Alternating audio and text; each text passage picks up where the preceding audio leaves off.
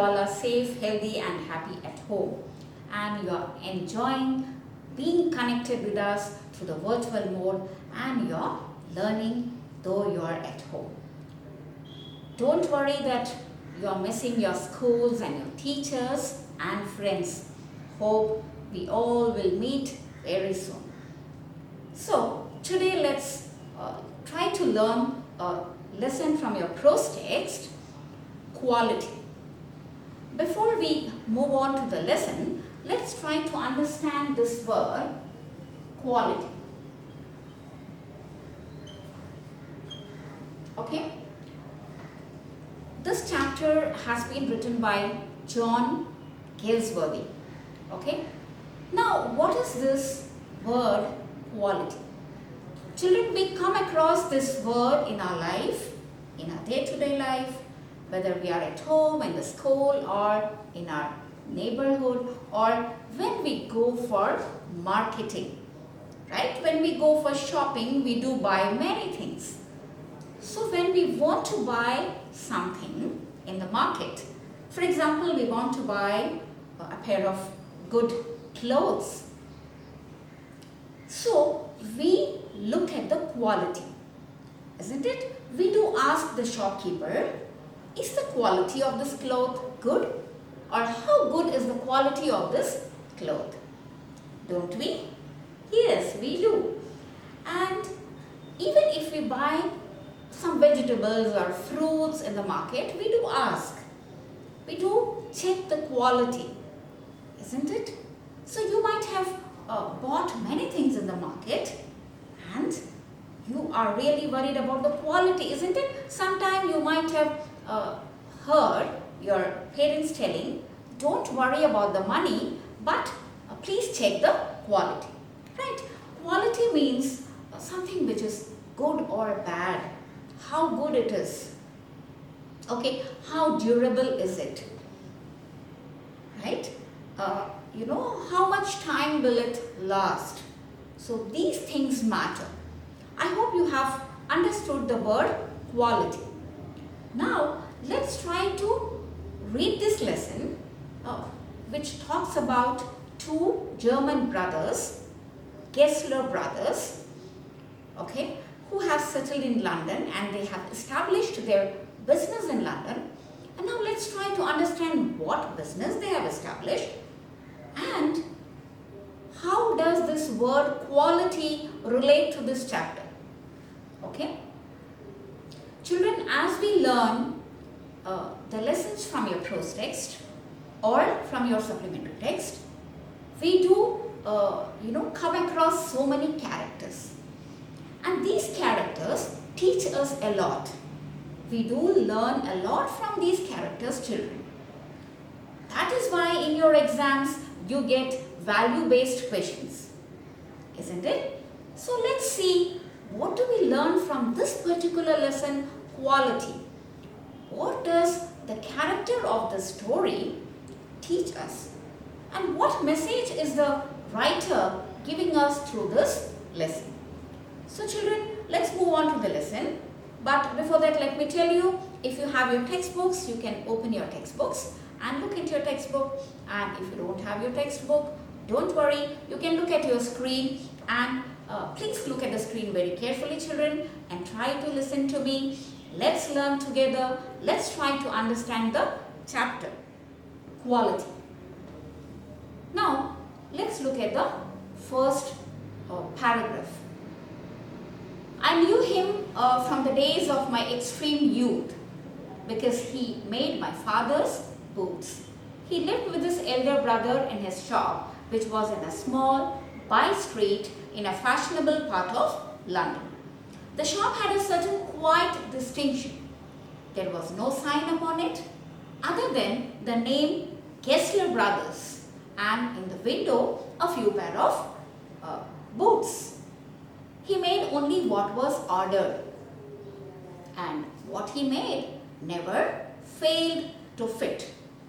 To make boots, such boots as he made, seemed to me then and still seems to me mysterious and wonderful. Children, mysterious means something which is strange and that one cannot understand it. Something which is very strange. So in the first paragraph, children, the writer, recounts his experiences, when he was very young, and he knew this particular person, Gessler, who was a bootmaker, from the days of his youthhood. Okay, and he lived with his brother. As I told you, the Gessler brothers, they had their shop in London, though they belonged to Germany. They were Germans. Okay, and they had their shop in a small street, and this shop was quite different from all the other shops in the street, children. Now, how this shop was different? Because it was very simple.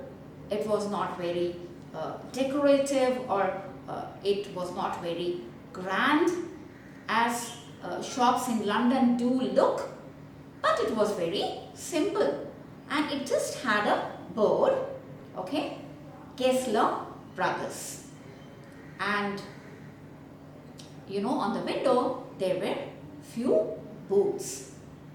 That's what the shop was, very simple. And this particular person, Gessler, made only the booths which were ordered. Children, in many shops you can see people make shoes and they put it on display for sale. But this particular person made boots only if they were ordered. Okay, now why he did so, we'll try to understand. Because he made good quality boots, children. Okay, and the boots which he made never failed to fit. That means the person who wore the boots, he was very happy. Okay, because it wouldn't fail to fit that person.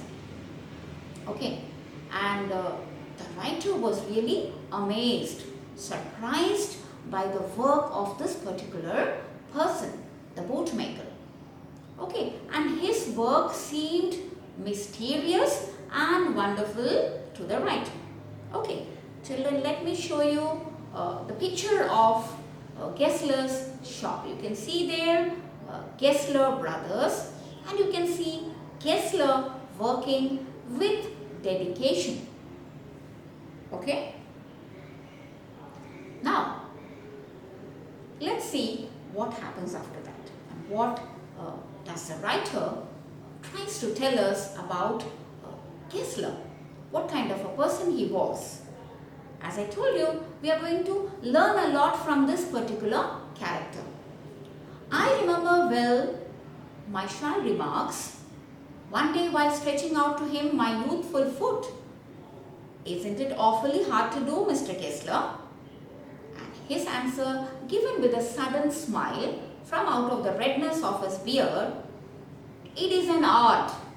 Children, let me tell you, you will find some sentences in your textbook which are quite different from what you see often, the language. As I told you, Gessler was from German, so his accent was like a German. So it has been written in your textbook in the same way. So you should try to read it correctly, children. For example, this particular sentence, "It is an art," instead of "it is an art." So the accent is "it is an art." So that accent is of a German accent. Okay, and here awfully means terribly. Okay, it was not that easy to make perfect shoes. Okay, so when the writer asked Gessler that, "Isn't it really hard for you to make such perfect shoes?" With a smile he said, "It is an art."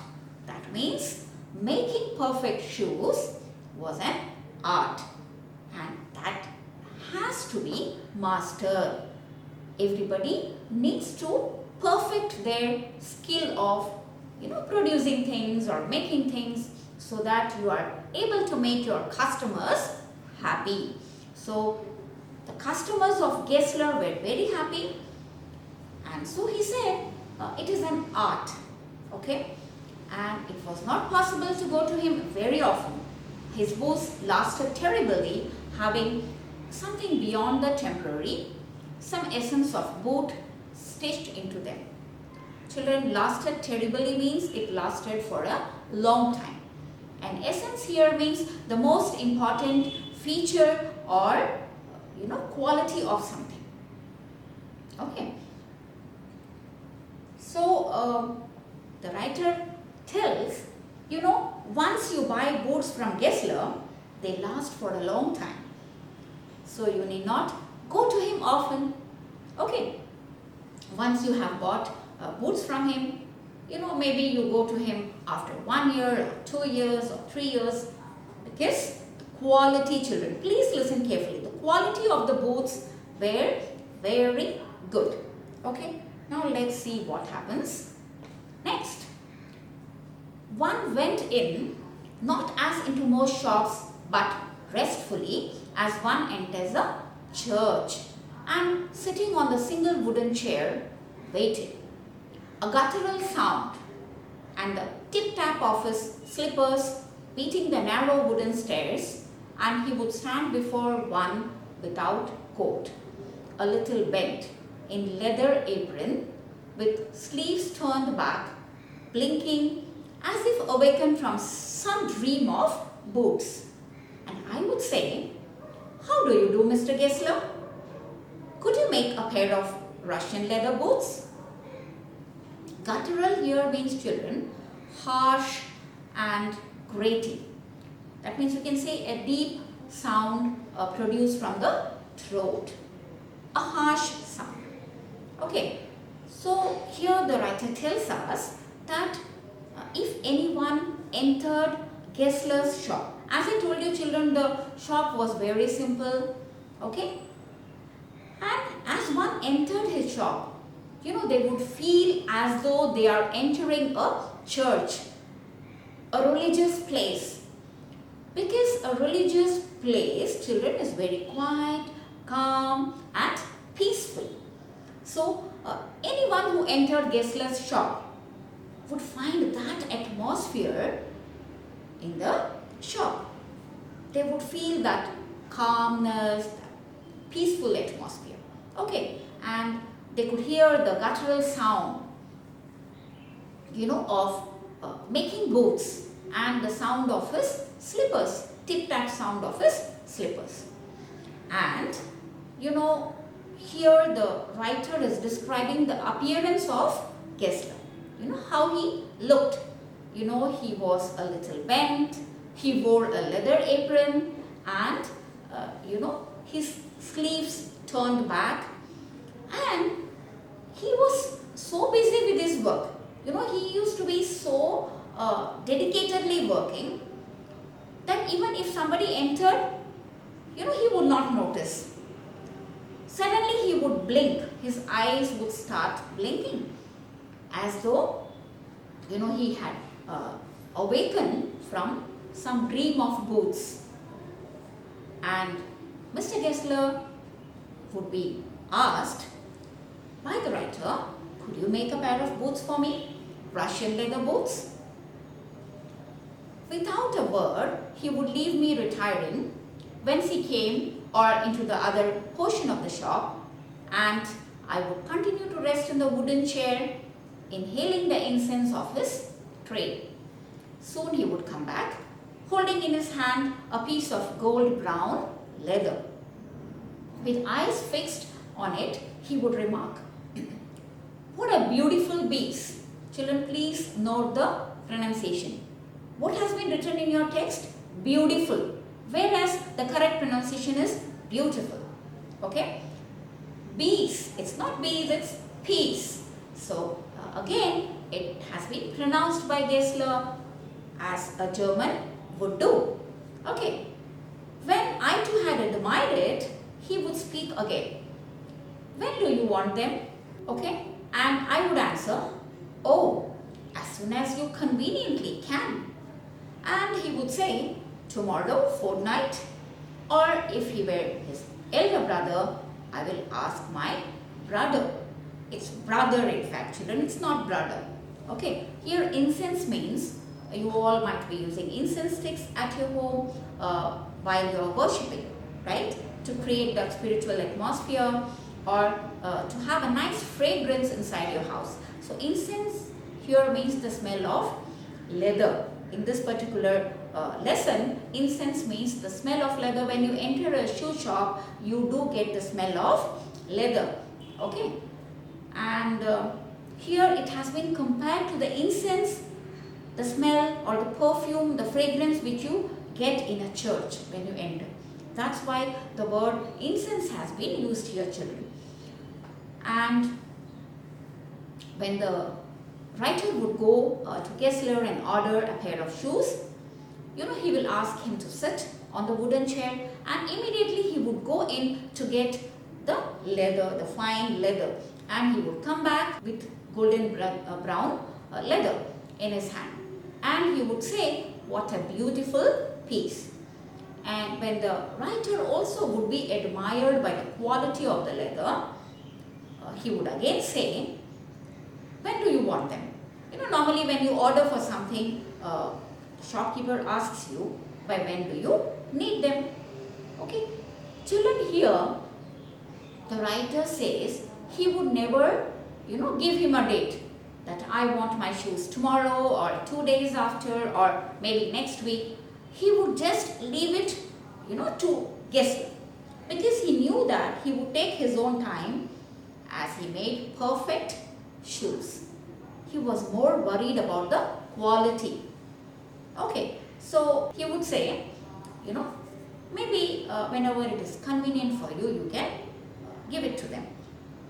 He would ask, maybe here there is a word, children, fortnight. Fortnight means normally 2 weeks. Okay. So if sometimes it was his brother who would hand over the shoes, he would say, "I'll ask my brother."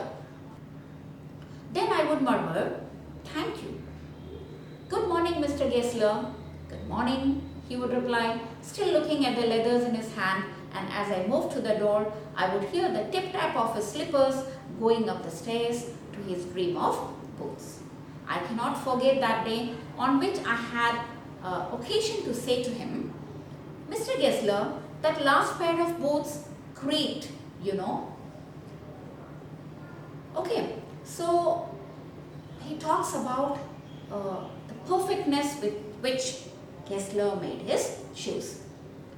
So then the writer goes on and tells us that, when he used to tell him that maybe you can give it to me whenever you feel that you have done it. So he would thank the writer, and then next time when the writer would go and wish him good morning, and again he would look at the leather in his hand. Okay, and again the same routine. He could hear his, the tip-tap of his feet moving and his world of boots. Then the writer says, I cannot forget the day on which I had an occasion to tell him, "Mr. Gessler, that last pair of boots creaked." Okay? Children, you remember I told you in the beginning, Gessler was very particular about the quality of his boots. He made perfect quality boots. Isn't it, children? And I have told you that once people bought a boot from him, they came to him maybe after a long time. They did not go to him very often because the quality was very good. Now, the writer tells, one fine day he went to him and told him that, the last pair of boots which I bought creaked. So this was something very surprising for Gessler. Let's see what was his reaction when the writer told him this.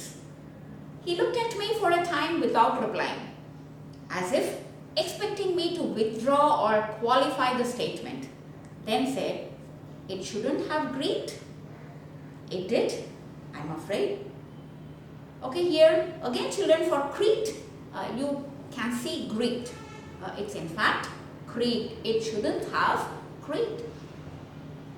So it was something shocking for him to listen that his shoes were not of good quality. Children, a person who never compromised with quality. So, he looked at the writer. Maybe he was trying to tell him that please don't say this. Please take back your statement. And he's trying to stress on the fact that it cannot happen. He was so confident with the quality of his work that he said, no, it cannot happen. It shouldn't have creaked. But the writer said, no, it has creaked. So then he said, maybe you got them wet. Again, children, you got them wet. Okay, before they found themselves. So he says, maybe your shoes might have become too wet, right? But the writer says, no, I don't think so. At that, he lowered his eyes as if hunting for memory of those boots, and I felt sorry I had mentioned this grave thing. Send them back, he said. I will look at them. Some boots, he continued slowly. Children, it's some boots, okay, are bad from birth. If I can do nothing with them, I take them off your bill. So children, he felt so bad, and even the writer was so sorry to have mentioned this to Gessler. He did not want to mention this, children, because he knew Gessler from his youthful days, and Gessler had been making his father's boot, and he knew that he was very perfect in his work. So he felt very sorry that he mentioned this statement to Gessler, and Gessler was really very sad. How could this happen? So what did he say? You do one thing, you please get those boots and let me look at it. And maybe some boots are by birth. Maybe when they are made, the leather, maybe when the time they have been made, the quality was not really good. So he says, you please bring your boots. Let me check if I can make them all right, and if I cannot repair them, then I am not going to charge money for that boot. So children, what do you understand from this about Gessler? He was so simple. He was so humble, isn't it? He was so honest, children. Have you ever experienced such thing when you yourself have gone to buy your shoes? No, children. You find such people very rarely. And that is what we need to learn, children. To be honest, to be truthful, to be humble, to be simple. Isn't it? Please note all these adjectives as I mentioned this to you, because they will help you to describe Gessler. Okay? When you want to write about Gessler, what kind of a person he was. Sometimes you get question in your exam. Write a character sketch of Gessler, or what kind of a person was Gessler. Write something about Gessler. So you would need all these adjectives. So we learn, children, that he was very honest, trustworthy. So what did he say? If I cannot repair your shoes, I am not going to charge money. So I am going to take this off from your bill. Now the writer recounts, from where he had bought this particular shoe. Okay. So he says, once I went absent-mindedly into his shop in a pair of boots bought in an emergency at some large firm. He took my order without showing me any leather, and I could feel his eyes penetrating the inferior covering of my foot. At last he said, "Those are not my boots." The tone was not one of anger, nor of sorrow, not even of contempt, but there was in it something quiet that froze the blood. He put his hand down and pressed a finger on the place where the left boot was not quite comfortable. So children, once what happened, the writer went to his shop and he was wearing a shoe which he had not purchased from Gessler.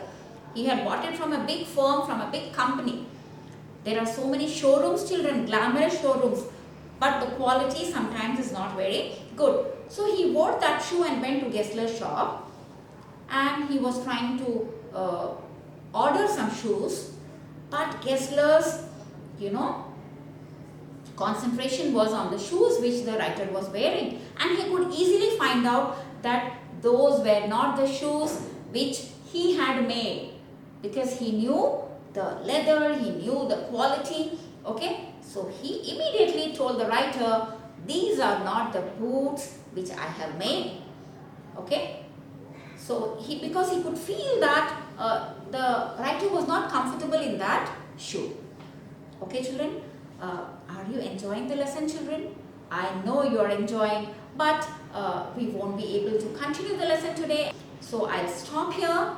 I would request you to read the part till now, whatever we have read, and look at the word meanings which are given in the textbook and try to read the sentences correctly, the German accent. And then in the next class, we will continue this lesson and try to learn something more about Gessler. It will really be fun, and we'll also try to discuss some question answers. So, happy reading. Take care of you. Bye-bye.